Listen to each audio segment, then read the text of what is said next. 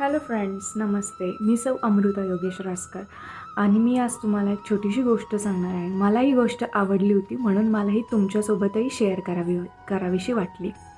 एक नदी असते आणि त्या नदीकिनारी खूप सारे नावाडी त्यांची नाव घेऊन तिथे रोज त्यांचा उदरनिर्वाह चालवत असतात.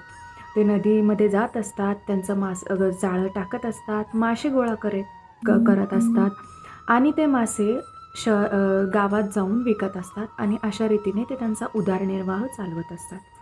एके दिवशी काय होतं की 2 नावाडी ठरवतात की आता आपण नदीमध्ये आपली नाव घेऊन जायचं, तिथे आपले जाळं टाकायचं, मासे गोळा करायचे आणि यायचं. ते दोन्ही नावाडी सोबतच त्यांची नाव घेऊन निघतात आणि नदीमध्ये म्हणजे मध्य ठिकाणी जाऊन ते नदीच्या मध्य ठिकाणी जाऊन जिथे भरपूर असं खोल असेल तिथे ते जाऊन पोहोचतात आणि अचानक वातावरणामध्ये खूप फरक होतो आणि आभाळ भरून येतं, वादळ सुटतं आणि नावाड्यांना समजत नाही. नावाडी घाबरतात की आता आपण काय करायचं? म्हणून मग ते आपापला निर्णय घेतात.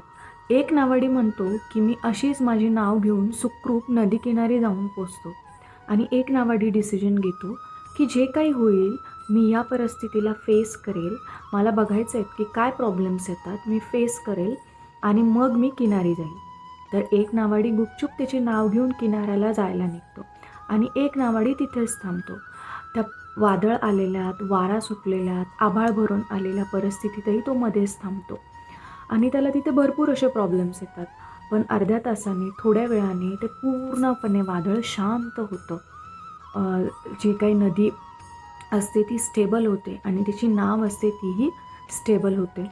मग तो पूर्ण वातावरण शांत झाल्यावर त्याचं जाळं काढतो, ते जाळं तो पाण्यात टाकतो आणि त्याला तिथे मासे भेटतात. तो ते मासे घेतो आणि नदीकिनारी येतो. किनारी आल्यावर तो ते मासे गावात जातो, ते विकतो आणि त्याला त्याच्यातून थोडेफार पैसे मिळतात. आणि जो नावाडी घाबरून मागे आलेला असतो तो तसाच थांबतो. तर आपल्या आयुष्यात असे खूप सारे प्रॉब्लेम्स येतात. तिथे आपला डिसिजन असतो की आपल्याला घाबरायचं आहे, तिथून पळून जायचं आहे की आपल्याला त्या परिस्थितीला फेस करायचं आहे.